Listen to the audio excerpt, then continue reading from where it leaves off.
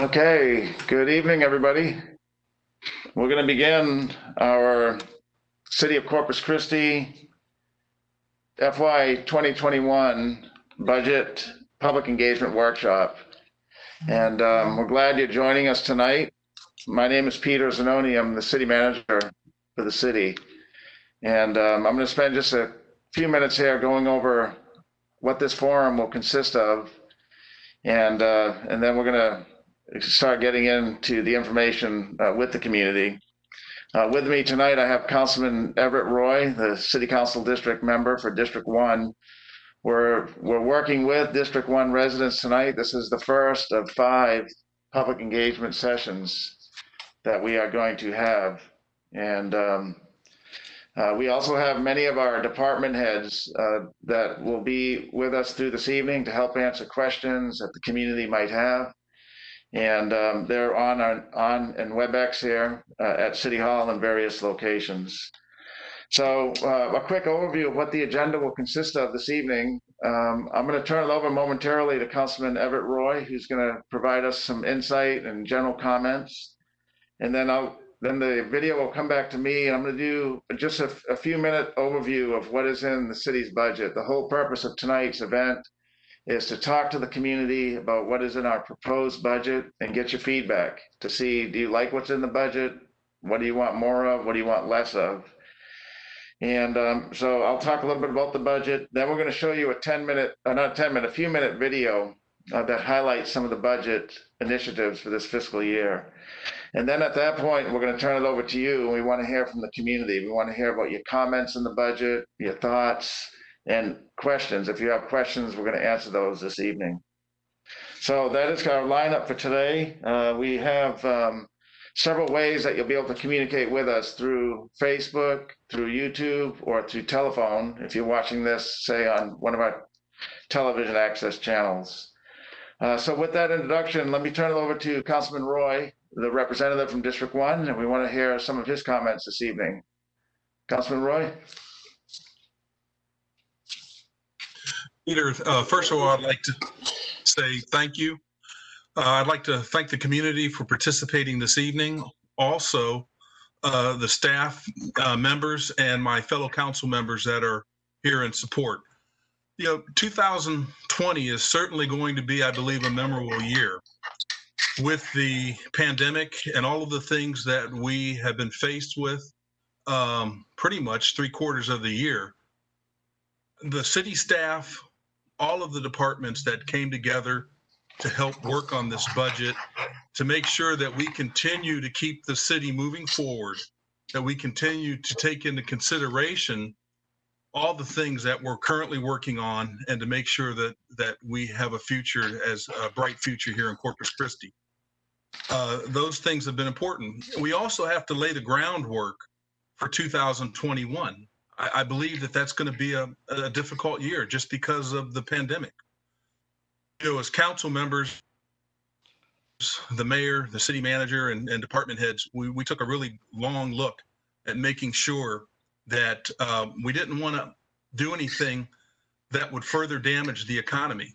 There was talk about possibly raising taxes and doing other things to be able to have a very robust bond going forward.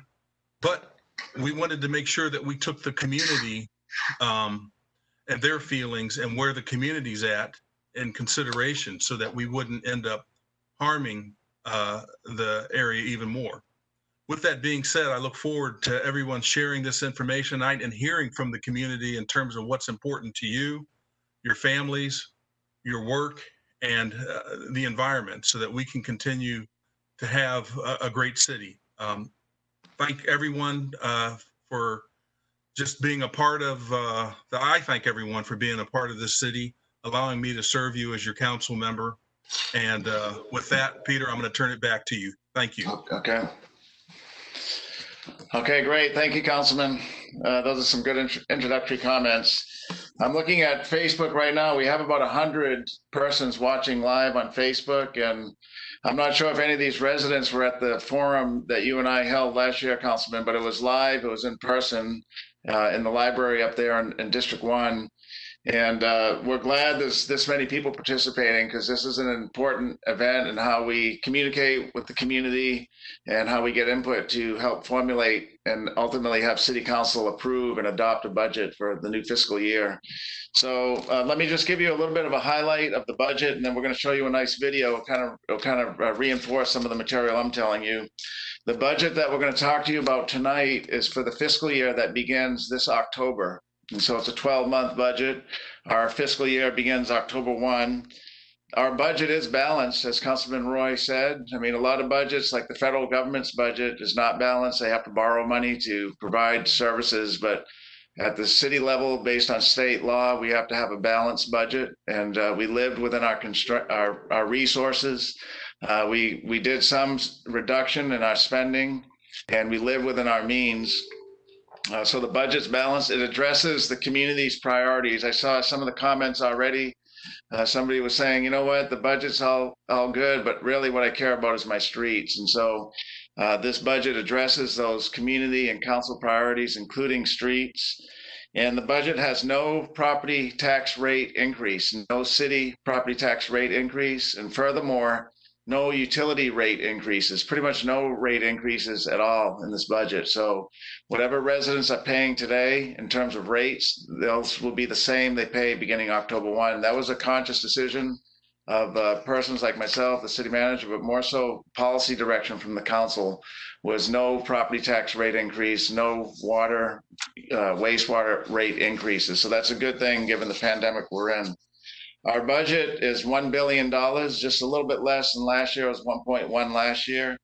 But in our general fund budget, the one that's most common, that's where our basic city services are budgeted, that is 2.18% less. So we've reduced our spending in the general fund. It's 265 million, and last year it was 271. So that's that example of living within our resources, where our sales tax and other fees are projected to come in less than the current fiscal year because of the COVID pandemic. Our budget focuses on streets. That's one of the most basic things that the community wants. You know that we have put in new leadership in the streets department. We're buying new equipment. We're retraining our employees, and we're self-performing our work, which means we can do more street work with the resources from our taxes. So the budget has $78 million for the next 12 months. A lot is for neighborhood and residential streets. We have a focus on public safety.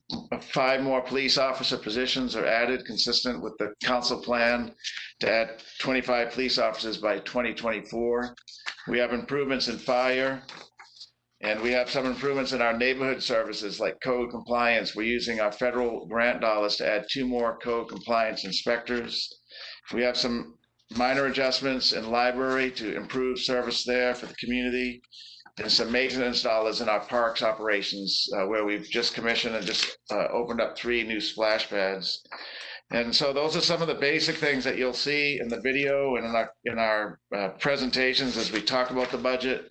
It does still provide the community with some more added value living within our resources. We did have a little bit more property tax revenue come in, and we did do some redirecting of some of our budgeted allocations to be able to do this.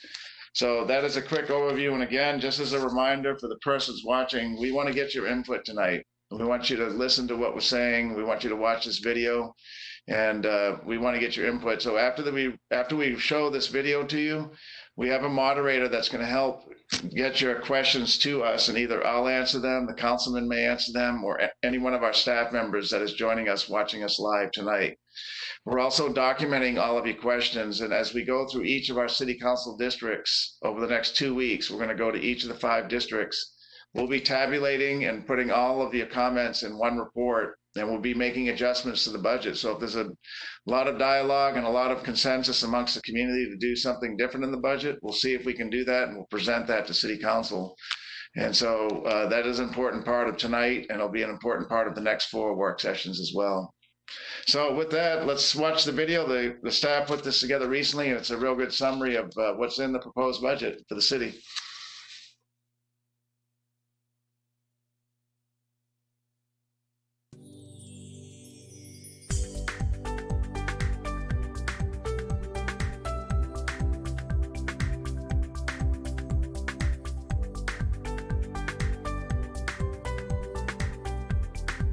Corpus Christi is a vibrant coastal community with amazing natural beauty and unprecedented economic growth.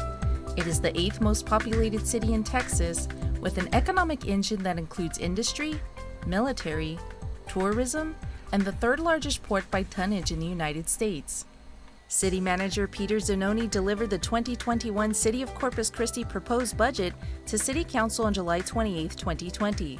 The budget is balanced and based on priorities from the community and City Council, with no rate increases for property tax and utility rates. The billion-dollar budget represents $242 million in the general fund, $276 million in the enterprise fund, $126 million in the special revenue funds, $121 million in debt funds, and $260 million in the capital budget. The fiscal year 2021 proposed general fund budget is $265.3 million, which is down from last year at $271.2 million. There are budget enhancements for critical service areas, with no rate increases for property tax and utility rates. With police and fire accounting for 52% of the general fund budget, the remaining departments rely on other funding resources like fines and fees. Solid waste is $28 million, streets $27 million, parks $19 million, and other departments like library, health, and animal care total $54 million. What's new in the proposed budget? Street maintenance and reconstruction will be top priority going into 2021. $78 million has been budgeted for street maintenance and reconstruction, with $33 million going to street maintenance, $34 million to arterials and collectors, and $11 million to residential streets. The streets proposed budget includes a Shoreline Ocean Drive project that will undergo a mill and overlay to rehabilitate over 14 miles of roadway from I-37 to Ennis Joslin Road at $14.5 million. $1 million is budgeted for a new program to provide maintenance for city's concrete streets and $300,000 for increased pavement markings. The police budget proposals include funding for 5 new police officer positions for a second year of plan to add 25 officers by fiscal year 2024, Radio Phase 2 equipment purchase of 854 radios for public safety, and a new police academy scheduled for July 2021. The fire department proposed budget includes a new fire academy scheduled for January 2021. CCFD will be at full strength with over 400 sworn firefighters in July 2021 for the first time in the past decade. Truck replacements include 3 medic units, 2 fire engines, 1 aerial truck, and replacement of 140 self-contained breathing apparatus at $931,000. The budget proposal also recommends a $360,000 increase in the city's financial contribution to the firefighter retirement system. Code enforcement budget proposals include 2 additional neighborhood code enforcement officers funded by the Community Development Block Grant to bring the strength to 23 officers. Library proposed budget includes increasing library aide and library assistant hours to better serve the public at $15,000 and increasing custodian hours to maintain cleaner facilities at $18,000. Parks and Recreation budget proposals include funding for maintenance for 3 newly commissioned splash pads at $38,000. Solid Waste proposed budget includes beginning an organic waste composting program to decrease the amount of waste going to the landfill, saving taxpayer dollars, and funding for 5 solid waste recycling inspectors for public education to reduce the contamination of recyclables. The COVID-19 pandemic highlighted the importance of the Health District. The Health District budget proposals include an additional $165,000 for an assessment and to create a strategic plan for future operations. The city's credit rating was upgraded to AA-, and the city's comprehensive annual financial report was completed with a positive result. The Finance Department proposed budget includes funding to hire a grant manager and add a utilities liaison connecting the city and utility companies. The IT department budget proposals include continuing to upgrade the city's infrastructure to increase reliability, security, and network speeds, centralizing the geographic information system to improve support and mapping data for enterprise applications, and creating a security operations center for 24/7 monitoring and support. In the utilities department, there are no proposed rate changes for water, wastewater, or gas. The fiscal year 2021 proposed budget is balanced, addresses council and community priorities, focuses on basic city functions such as public safety and streets, and is consistent with council-approved financial policies. Now that the proposed budget is presented, what's next? To adopt the fiscal year 2021 budget, a public hearing and the first reading will be September 8th, and the second reading will be September 15th during City Council meetings. The City of Corpus Christi budget is the blueprint for the next year of programs and services. If you are interested in more details about the budget, visit www.cctexas.com.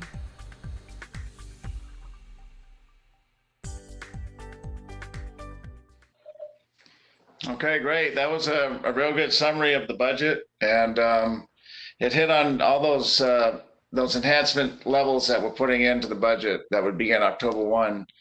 And you can see a little bit about where the revenues come from. That was one of the questions that I saw on Facebook here.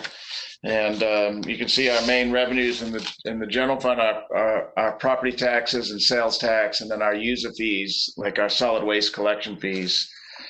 I did see one comment that said we need more maintenance in our parks and more useful features like shade coverings. And what the budget video didn't show is that the City Council is in the process of approving for voter consideration a bond program this November, and it would be a zero property tax rate increase initiative as well. And in there's numerous funds to put shade structures and other amenities in many of our parks across the city. And in the current year budget, the one we're in right now, we put a lot of money into maintenance of our park system to make sure they're better maintained. And so we're big advocates for the park. We know it's a beautiful part of our community, and it's an asset that working families love, and we love them as well. So with that, we are going to turn it over to the residents now. And again, this is our first time doing a WebEx or a community meeting as such. We're mindful. I see one of our persons that's joining us is our our city county health director, Annette Rodriguez. And the community knows we've been entrenched and trying to manage the COVID pandemic for the last 5 months. So this is another good example of how we're having to readjust, and we're still engaging the community. We have at one point over 100 people on our, at least on Facebook, and there was many others that are listening in and wanting to communicate through this way. And we're glad to be able to do this. So at this point, I'm going to turn it over to moderators that are going to help provide your questions and comments to us. And let's see how this goes. I'm not sure exactly how it's going to go, but we're going to be taking questions from Facebook, from YouTube, and from telephone now for the rest of this meeting. And so, Peter Collins, I'm going to turn it over to you to see what to do next. Thank you, Peter. Yes, we've been gathering questions during the presentation. Deanna, were you able to compile some questions for Peter and for the council member? Yes, I was. We got a couple of questions here. The first one is, does this budget have plans for welcome signs aimed at drivers entering the city? Okay, Deanna, that's a great question. The answer is we're working on that right now, and it's in the current year budget. And so what became apparent to me 14 months ago is as you drive into the city, you want to know that you're here in Corpus Christi, and you can't really tell. And not only that, but when you do arrive, we believe that the corridor could be improved. We want a much better corridor view for families. Little kids are excited to get to the beach or the aquarium or the Lexington or any one of our destinations. And so we have a study underway right now. In fact, last week we had a similar community meeting as this where we got input from the community. And the question then was, how do we improve the corridors when you come into the city, in particular coming south through I-37 into the city? And so that report should be finalized soon, and that'll include signage, beautification efforts, and overall appearance improvements as we drive into our beautiful city.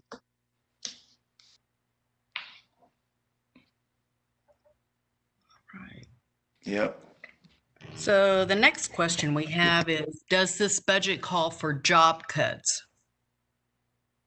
That's one thing we worked hard on not having to do. And even through these last 5 months where we saw a downturn in our economy, there were no job cuts in our city organization. We have a little over 3,300 or so positions in the city, and not every one of them are filled at any one time. But we worked hard not to have any layoffs. No full-time employees lost their job, and other cities in Texas can't say the same thing. And we didn't do that just to keep people on the payroll. We did that so we can continue to improve our community and provide valuable services that the community wants and expects. And so for the budget that we propose that would take effect on October 1, there's a few reductions in vacant positions, mostly some restructuring of some of our operations, but nobody will lose a job. And the budget additionally, though, has increases in staffing as well. As an example, the 5 additional police officers. There's some additional positions added in our water utility to help manage and improve the wastewater system that we've been working on with the federal government to reach an agreement on how we're going to improve that. So that's that answer to that question, Deanna.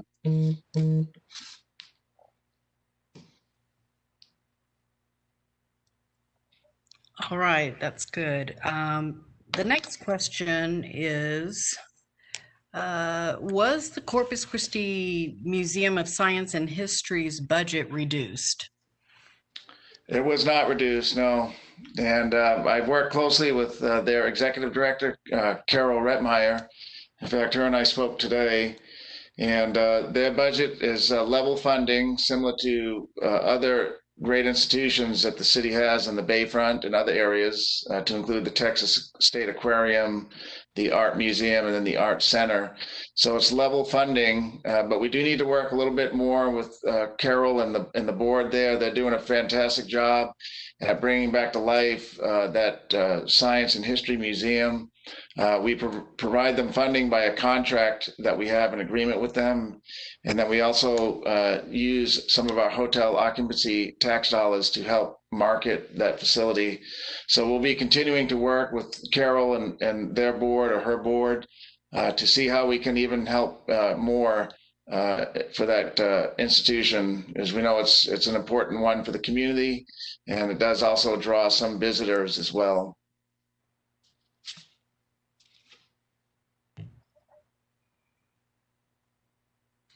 Is there money put aside for unexpected events such as a hurricane or current or new pandemics? Yeah, so City Council approves a set of financial policies that help us guide the development of the budget. And in there are reserves that we have each year. There's a small amount for unforeseen small events.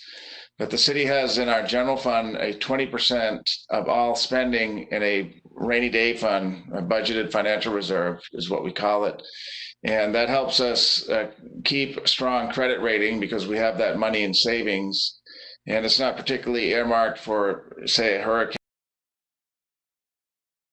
or it could be for any natural disaster. It could be for the next pandemic.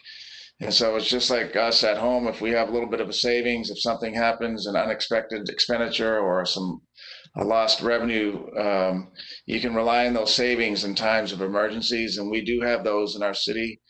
We have one amount that's a little more flexible and used for smaller type projects. And then we have that bigger amount that we use if we need to. We haven't had to use it yet. The federal government has allocated dollars for this pandemic, and we're hoping that for Hurricane Hannah, we'll get some additional dollars as well from the federal government. But that's part of our budgeting and strong financial practices of having solid financial reserves as we develop the budget. And so yes, they are included. Peter, I wanted to interject. This is Councilman Roy. You know, one of the things I've being out in the community, I've talked to some of the residents that were worried that maybe the city would be on the verge of bankruptcy. And in talking to those constituents, part of the thing that I believe that has helped us in terms of continuing to improve our rating is the fact that we have been conservative and we put those monies aside. No one can predict, of course, a hurricane or the weather, it seems. And this year was supposed to be an extremely more active hurricane season. We certainly have seen some activity early on, but with the pandemic, we're very fortunate that we did take those monies and set them aside, so that when we have been faced with things that we're not prepared for, that we can get through those. And it's important to understand that we have a strong city, and that we do not leverage the city beyond the means that would put us into any type of jeopardy, such as bankruptcy. And for that, I commend the council, I commend the city staff. That is one of the things that Constance Sanchez and her staff is continuously looking at, making sure that we're fiscally sound. So I just want everyone to know that that is very much an important part of what we look at. Thank you. That's good, Councilman. Yeah, good points. Thank you.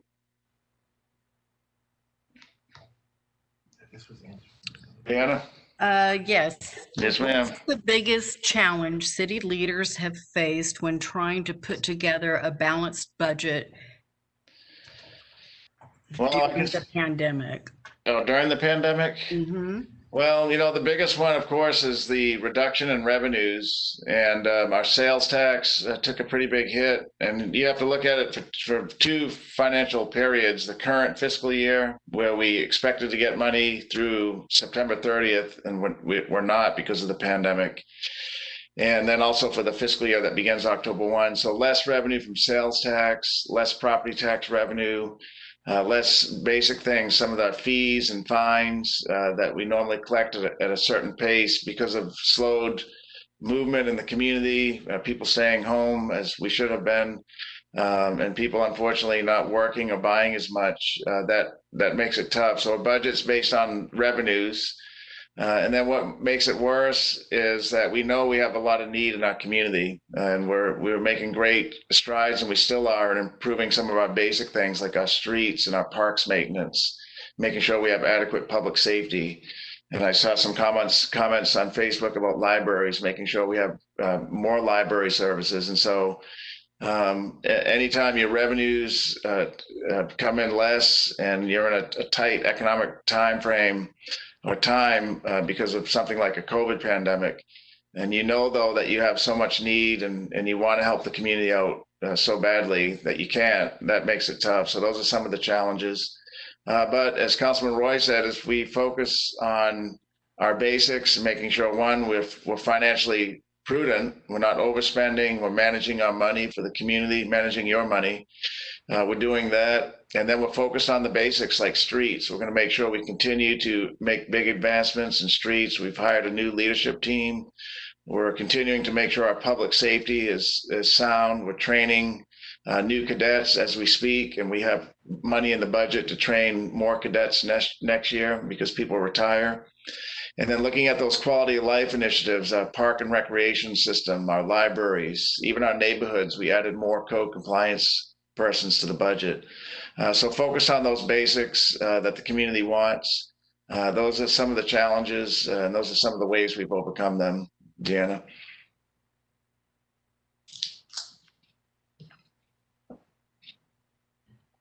Yes, sir. Now we have another question here that is, will the budget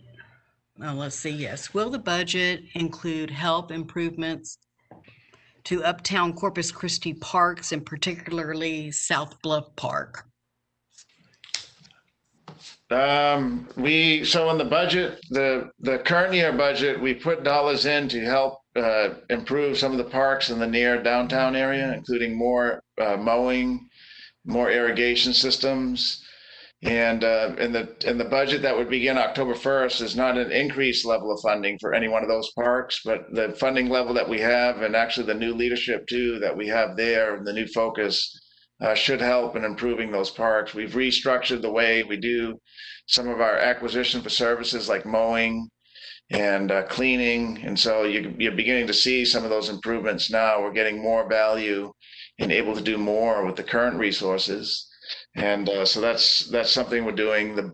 The future bond programs can put more physical assets in some of our parks. I don't believe there's any in the 2020 for the Uptown necessarily. But this is a focal area. I know Councilman Roy and I just spoke about it last week, and working with the organized neighborhood group to improve this Uptown area a little bit more. Does this budget include funding to help the homeless?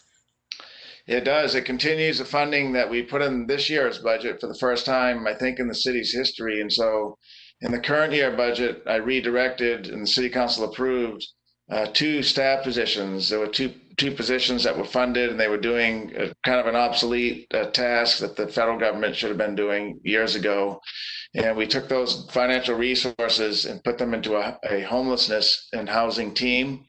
And we have 2 persons now that are actively engaging the homelessness community and the providers. There's over 30, and some reports up to 60 providers. And so that funding level will continue.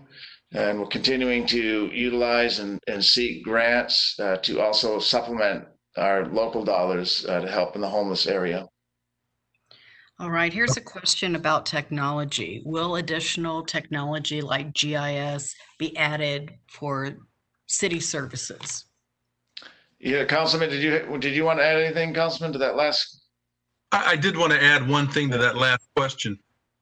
I know that our primary focus is to really speak about the budget, but one of the things that council just put in place, we had a couple things that we were put in place as a response to the pandemic and COVID, is that when it comes to our homeless population, there's a lot of local community nonprofits that are just local that have been, I hear stories about them barely hanging on and being able to provide services. So the city staff and council came up with an idea. We put in a grant program, and those programs are very, right now, that people need help right now. I mean, we're up against something that we really don't understand in terms of what the outcome will be. But one of the things that we've heard is people needed help right now. And we went out, and those $25,000 nonprofit local, because we wanted to make sure that during the vetting process that they were local. There's a lot of organizations out there that are national that get monies from all different sources, but keeping those local companies active and not closing their doors, I think, is probably one of the biggest things that we could do to help right now with the indigent and homeless. Thank you. All right. Does the budget include residential improvements to streets and sidewalks for neighborhoods? Yes, and that's a great question. We're glad it was answered. We're glad it was asked. We do have $78 million in our budget, and that's more funding than the base budget. So we have funding for residential street reconstruction, $10.8 million. That includes the now 4 cents that the voters approved in a property tax rate increase a couple of years ago. There was a 2 cent proposition. Of the 6 cents, the council has approved 4 of it so far. So it includes dollars for arterial and collector street reconstruction. After you leave your neighborhood, those are the streets you drive on to get to the more busier highways, but $34 million there. And then $33 million for general street maintenance. That includes our regional. That includes our dollars for traffic signals, pothole repair, and so on. And so all our resources. I'm looking at a chart, and it was in the video, but there's a lot of different funding streams over the years that have been dedicated to streets. So $78 million is budgeted for street maintenance. We have a plan that will be approved by council that shows exactly what neighborhood streets will get done. And then it'll have subsequent years streets lined up in that plan as well. And I'm proud to report that, last year we talked about street maintenance, and I told the community that we could have a lot of money and we could have a lot of plans, but if we don't have the right people, we're not going to get anywhere. And I'm happy to report that we have a brand new leadership team now. Some have been from within the department. We've nationally recruited some from out. So we have a new director, Richard Martinez, and 2 assistant directors that are really reshaping the face of how we do streets in Corpus Christi. And there was a newspaper article over the weekend, and I told the reporter that finally the city is back at it. We're back in the neighborhoods, repaving streets. We're self-performing, meaning our crews are doing it, but we're also relying on the private sector, where we have some strong partner providers that help to pave our streets as well. And so we're getting caught up. We didn't do much in 2019. We're working right now on the 2019 program and the 2020 program. We're going to get all that caught up. And then we have the 2021 that'll begin this October. So there's a lot of money that's been kind of on hold, and we're putting that into production. We're repaving and paving neighborhood streets, and it's really a great success story. And there was one Facebook comment, I don't know if it'll come up, Deanna, and it was in our video as well, but we have a plan in the budget. We've allocated $14 million to repave Ocean Drive and Shoreline Drive from I-37 all the way to Ennis-Jocelyn. And so what, I don't know, 10, 15 years ago was a beautiful ride looking at the bay and some of the beautiful homes there. Now it's turned somewhat disastrous as the city, unfortunately, has let that road fall into disrepair. We're going to be rejuvenating it. We're doing a complete mill and overlay that'll begin later this fall. And so from all the way from I-37 to Ennis-Jocelyn, it'll be a brand new street to include bike lanes as well. In the past, we just stopped in the middle. The 2 lanes and the bike lanes were falling into disrepair. And so it's going to be curb to curb. All lanes will be redone. And that's an important street as well for our city. It's a great signature street. It truly is, and I'm happy to hear that. Yes. Sounds like splash pads are a hit. We have a question here that's asking, will the budget include new splash pads? If so, which parks will get these splash pads? Yeah, we don't have any additional money in the budget for new splash pads, but we do have maintenance dollars to keep the 3 that we just opened in good shape. And so it's going to take us, we estimate about 15,000 or 38,000, I think is what it is for all 3 to maintain them over the next 12 months. And yeah, it's 38,000. So those have become a big hit in the community.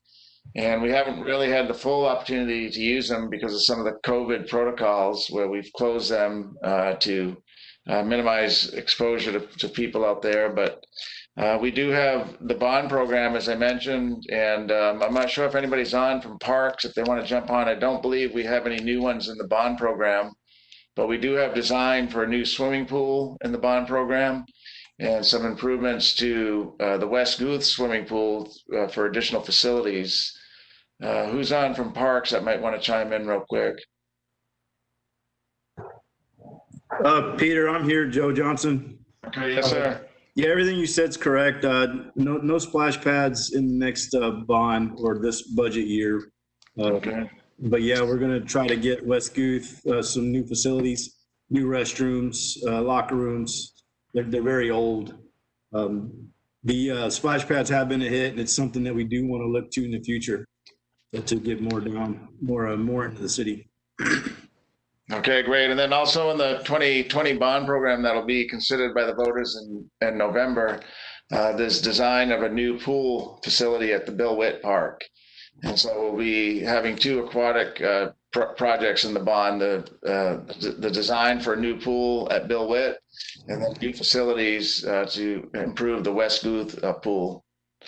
And the good news is those 3 splash pads that we do have, the brand new ones, we have a plan now finally. So they'll be in good shape for many years to come as we put money in the budget to maintain them appropriately.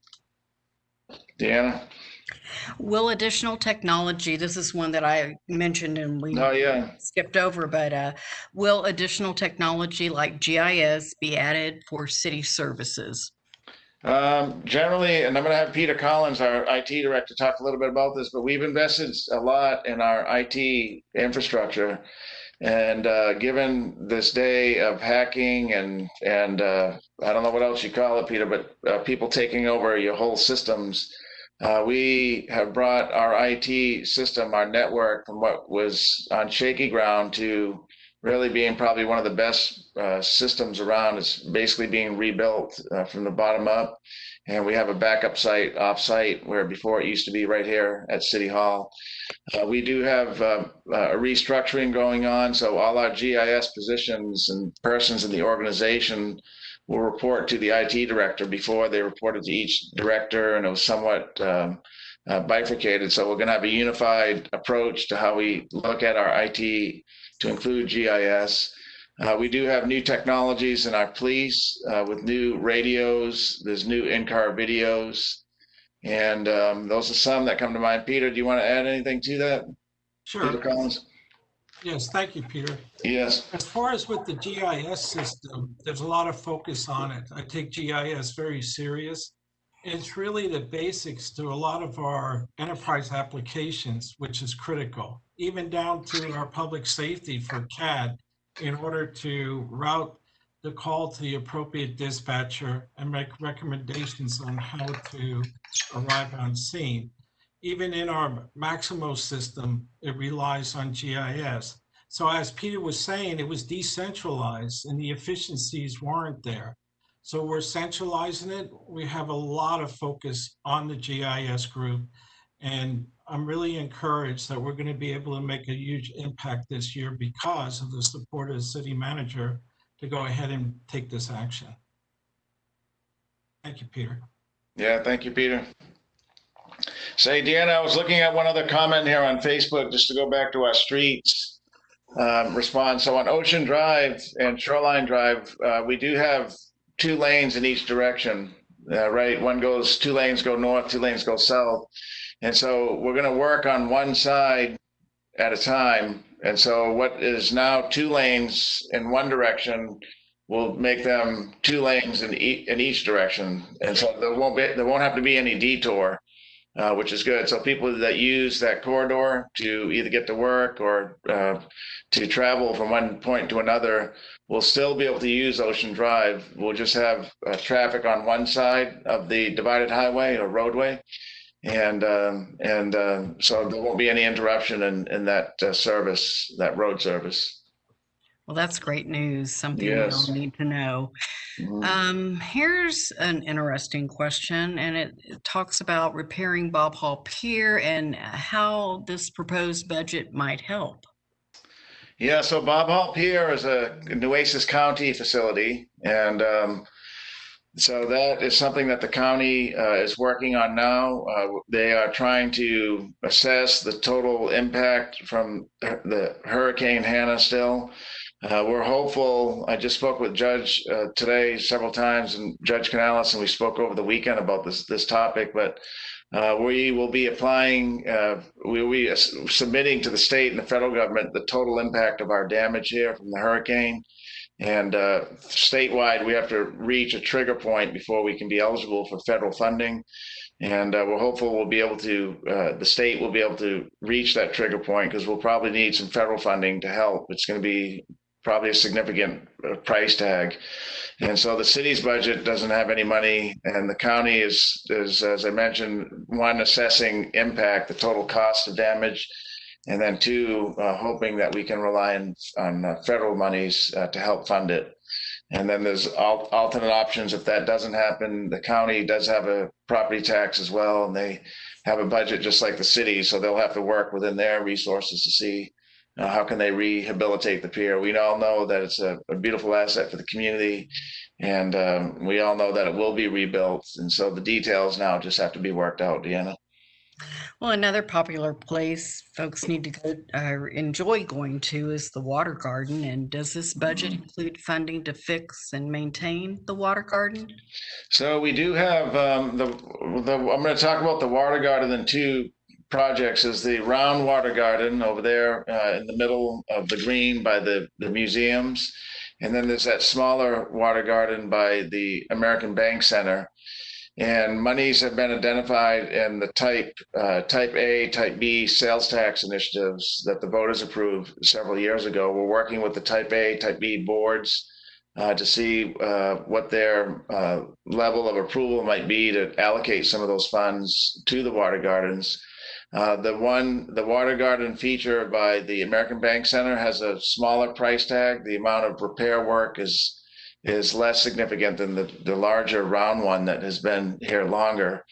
And so we're still working with the city council and then the type A, B boards to see what the level of recommendation would be for resources. Money is available. We could do both.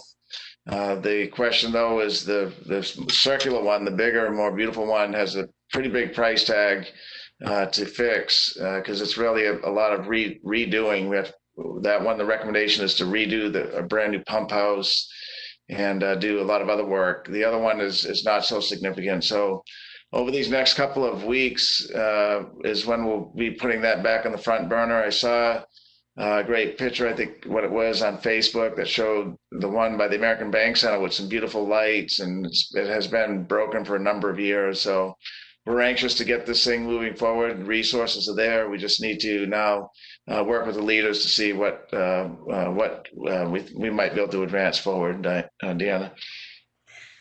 Peter, there's some folks that want to know more about if shade will be added to some of the city parks. Yes, and Joey Johnson, our Assistant Parks Director, can elaborate on this, but in our bond program that the voters will consider in November, it's a total of $75 million, and about 20 of that would be for park facilities. We deliberately put numerous packages in there to impact many of our parks with the shade structures. We're putting them in, and for example, the new splash pads, and actually the new playground equipment features that we're putting in our parks come with, or we're adding shade structures because we know it's just too hot here in South Texas not to have that covering. But Joey, in the bond program, many parks will receive shade structures. Is that correct? Yes, sir. The new business practice when we install new playgrounds is going to be they'll include shade structures. And the 14 new playgrounds that are being installed right now, we have 14 shade structures going to council actually tomorrow. So no pressure, councilwoman. Yeah, they're really a good feature. We're also putting around our splash pads, another item that'll go to council next week is some artificial turf. So instead of having mud and dirt or maybe grass that's trying to grow, we're going to have some nice artificial turf that'll stay nice and soft year round. That's another business change that the Parks Department has made. Yes, sir. That was a lesson learned from the last 3 that were installed. Yes, sir. We have another question from Flower Bluff. Does this budget include funding for a rec center in Flower Bluff for youth? It does not have funding for a recreation center. Now we do have at Flower Bluff the Irely right center. Is it? And so money to continue to operate that is in the budget, including staff, the Ethel Irely Center. And on the corner there is a building that had been used as our police substation. And it was also a WIC center that's right at the corner. So I'm not sure if the question is familiar with that building, but the budget does have money to make that to remodel that into a state-of-the-art new police substation that'll be open to the community. And so before, a very small amount of that building was used for the police department. And I walked in there and I'm like, Chief, we have to do better than this. And so most of the building was vacant most of the month. It was used by another department, but we're going to move that function to another area. And then we're going to be able to dedicate that entire building to the police department, but more so to the community. And so it will be a police staff operation. If somebody wants to come in to talk to a police officer, get a report, just come in and talk about community policing. That will be there for them. And so that's the corner of that whole big complex that's there that has the swimming pool that the county manages now. But the center is there, the senior center, the other park facility is there as well. So that'll improve that corner of that great facility down there in Flower Bluff and provide better police service for that community. While we're talking about Flower Bluff, we have a question here about Laguna Shores Road, and is there money in this proposed budget to get that fixed? There is, and I'm going to have Richard, I think Richard Martinez, our streets director, is on, and I know that's going to be starting soon. I don't want to mess up the details. So Richard, are you there? Yes, good evening, Peter. Hi, I'm Richard Martinez, the Director of Public Works. And yes, there is money allowed. And there are 3 segments of Laguna Shores that are scheduled: Graham to SPID, Caribbean to Hustle and Hornet, and Mediterranean Drive to Wendell Street. And those areas, those bids just opened last week. So it's been in design phase the entire time. But I want to tell you, Peter, that was one of the worst streets I saw when I got here to Corpus Christi, when I was driving around looking at the area. And that has to do with the water level of the bay being so close to the elevation of that roadway. So it's always has moisture infiltration. So that roadway is always pumping. Well, there's a segment of that area that has already been fixed and elevated. So you'll see that similar fix. And so with that, I know that there are 2 actual contractors that have won that job. And so working with our engineering department, they're going to be scheduling that, and they'll have construction meetings, and then they'll schedule that. So you should be seeing construction start fairly soon, the next 30 to 60 days. Okay, great. And Richard, you may have broke up just a little bit, but what's the total project cost that's going to be starting? So Laguna Shores, Mediterranean to Wendell is about $3 million. So altogether, the other 2 are $5 million. So about $8.5 million, sir. Okay, great. And then the damage that was caused by Hurricane Hannah, you probably patched that up by now. That's just a temporary patch, though, just to let the citizens know that's not anything permanent. We know we're going to be spending that 8.5, so we didn't want to waste too much money on the temporary fix. Is that right? Yes, sir. So when we had the storm surge, that pulled off a lot of the asphalt up on that roadway, and we went out there and just temporary patched that area because we knew the bids were opening already on that project. Good. All right, how much of this budget have you set aside for grant matching? Well, Eddie, I don't know if you have a number. Our budget director may be here, but we do have numerous grants across our operations. And Eddie, before you answer, one of the things is that in the budget, one of the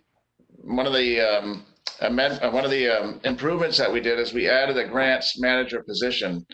And so the city, I don't know if we've had one in recent times, but we don't have a person that's focused on getting grants across the organization. Each department may have 1 or 2 persons that deal with financial and budget matters, and maybe they'll have time to work on a grant also. So this budget includes a dedicated staff person to focus citywide on applying for new grants and getting new monies to help our city. But Eddie, is there anything else that you want to add to that, do you think, on grant matching dollars?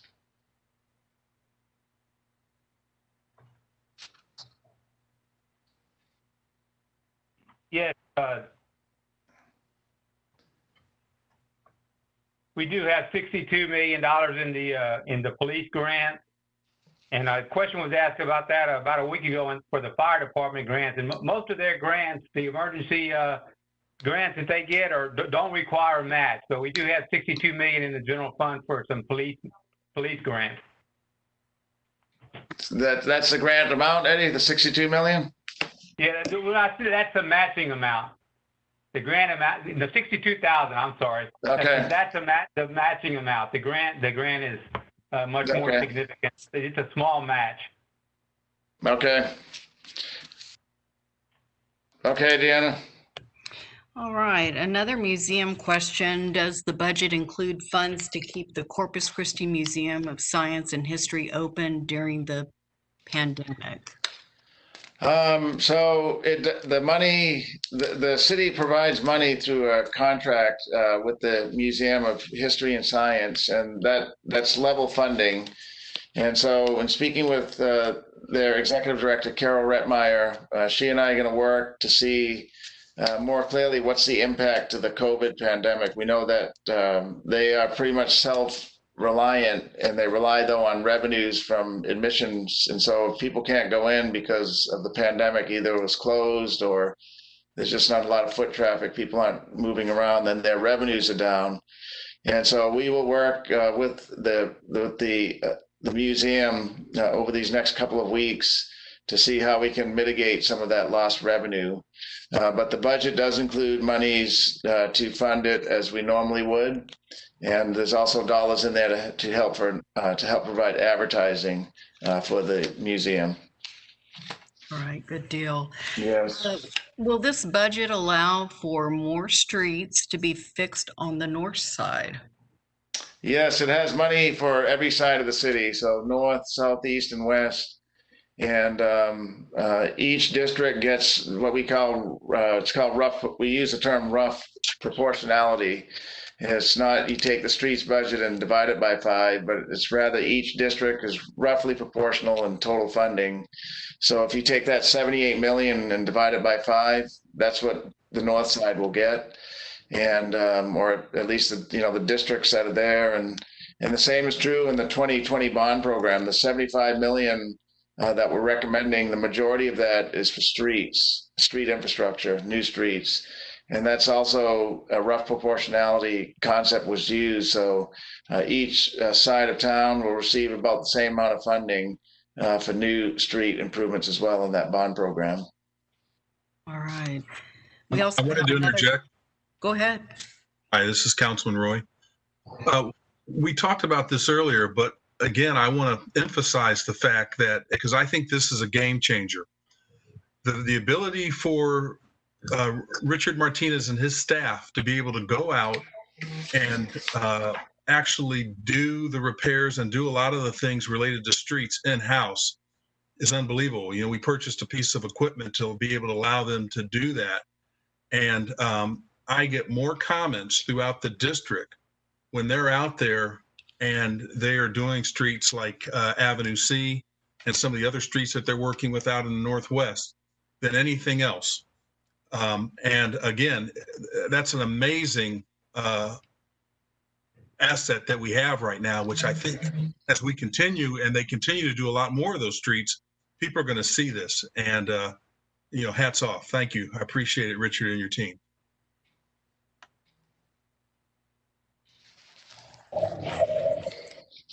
All right, we have another question regarding the north side. Does this budget help Hillcrest and Washington Coles Park? I know it does, in that we have staff that are continuing to work with the port and TxDOT as that whole bridge construction, which I can see out my window over here, continues. And so there's a whole livability plan. There's a committee that Councilman Roy and I both have gone to back in the day when we would go to meetings. And but the work continues on that to see how do we transform those areas given the new condition where the majority of the neighborhood chose to sell their home and be part of the buyout. And so that is all work that will continue in the budget with the staff resources that exist to help mitigate through that redevelopment effort. All right. We have a question here about, will the budget include funding for additional cooling centers? Not necessarily. I mean, it has the level funding that we have, and we opened a cooling center a couple of times already this summer to include, I think it was even in June. So we used our community centers or our senior centers as cooling centers, and sometimes our libraries. And so we have plenty of assets throughout the community, and to open those up as cooling centers when the temperatures get extremely hot for persons that may need to get out of the elements and use those. So our city senior centers, our community centers, and libraries provide pretty good coverage across the city on all sides of the city, and we'll continue that in this budget. Looks like those are the the last questions we're getting off phones for now. Peter, this is Councilwoman Paulette Guajardo. Hey, Councilwoman. Hi, good evening, everyone. I just kind of wanted to take us back to the streets because I'd like to, I'm not sure if it, well, no, I didn't hear it earlier, but I'd like to just make clear so that everybody understands what exactly is going to be, what will be repaired in District 1, because it's important that everybody understand, yes, there's a dollar amount of 12 million, but that is going to take care of Comanche Street from Caronquo to Alameda. That's 2.5 million. Frontier from Mackenzie to Rockwood, another 2.5 million. Hearn Road from Calicote to the dead end, and that's 2.1 million. Wildcat from FM 624 to Teague, 2.5 million. And then Trinity River from FM 624 to Wood River, and that's 2.4 million. So District 1 is getting a total of $12 million in street repair, plus 750,000 in parks. And I think that's just extremely important for our constituents to know, because the importance of these bonds every 2 years, or, you know, when we do them, I mean, sometimes it's been 4 in the past, but here the last 2, they're extremely important because this is a mechanism that we use, you know, to take care of this heavy infrastructure, and the support of this bond is critical to every single district, therefore your quality of life. So I'm very grateful, and I want to thank staff, Peter, and yourself for all the work that you guys took, everyone on the executive level and throughout, for what you put together here, because it's amazing. And I just pray that we do pass this bond and we can improve so many things across the city. That's great, Councilwoman. Thank you for pointing that out. And I was reading a Facebook comment here which said that rough proportionality may not work well for a district like District 1 because it stretches a pretty diverse geographic span, but actually it does. Those streets that you read out, there's a lot in the Cal Allen area, there's work in the Annabelle, and then there's work in the near downtown area. We work with Councilman Roy and other members of the council to make sure that whole district, from one end to the next, saw improvement.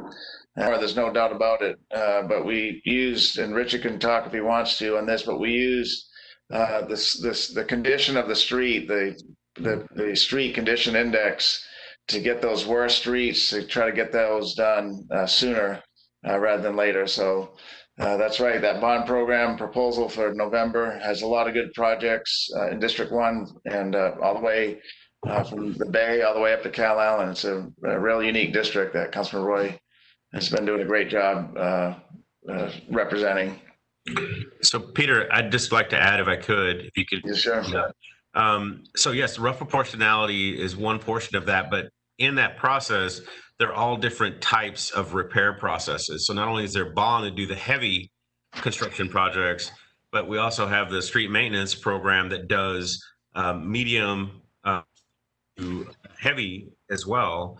And Councilman Roy also did explain an area that we're working on in Avenue C right now. We're actually doing the entire neighborhood. So we do a neighborhood approach versus 1 or 2, what used to be done.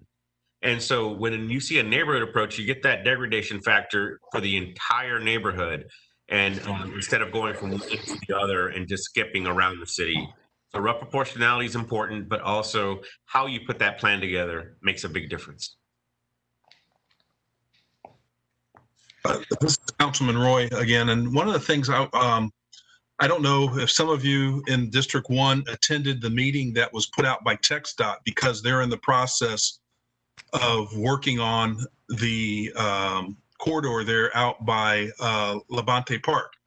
So there's going to be additional road work out in that area. And if you haven't had an opportunity to take part in our discussions that we have as far as the 624 corridor, I would recommend everyone looking out for that, our next meeting, and participating, because there's a lot of good things that are going on in that corridor.